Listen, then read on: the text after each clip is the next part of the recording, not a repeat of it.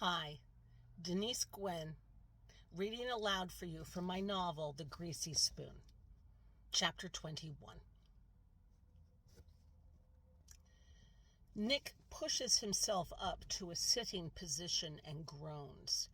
His head throbs. But one small nugget of good news has happened. Hardy har har, Christ, you're funny, Nick. Do you have the first fucking idea how funny you are? Most of the slop in his boxers is gone. Just to make sure, he squeezes the left butt cheek, then the right, and is relieved to sense that most of the excrement slipped away. Did it happen while he was dragged unconscious from the office to the break room? Did some of his poop sluice down the pants leg and fall free? Why, goodness gracious me, Miss Pearly May, it surely has, saints be praised. Oh, for sure, he notes a poop nugget or two clinging to the heels of his shoes, but nothing he can't scrape off. What a fucking mess, Ed says. Yeah, Nick says, wrapping his arms around his knees. And I really don't see any way out of it either. I like you, Nick. I really do. If I'd have known this was my last day on earth, I would have stayed home and made love to my wife. I hear you. And then I would have gotten rip-roaring drunk off my ass. I would have joined you, Nick says.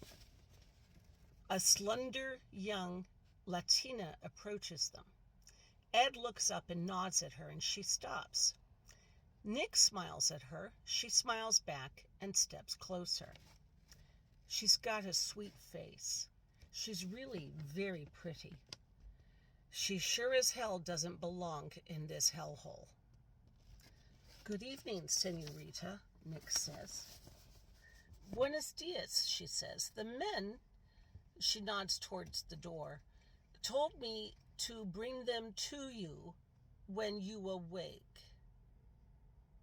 Gracias, Nick says. We're fucked, Ed says. We might be. Then again, who knows? He holds out his hand. Help me up, old man? Sure. As Ed helps Nick to his feet, the young woman places her hands protectively on her dirty apron and watches. Nick notices she's lost a finger, the wedding ring. It's been chopped clear off.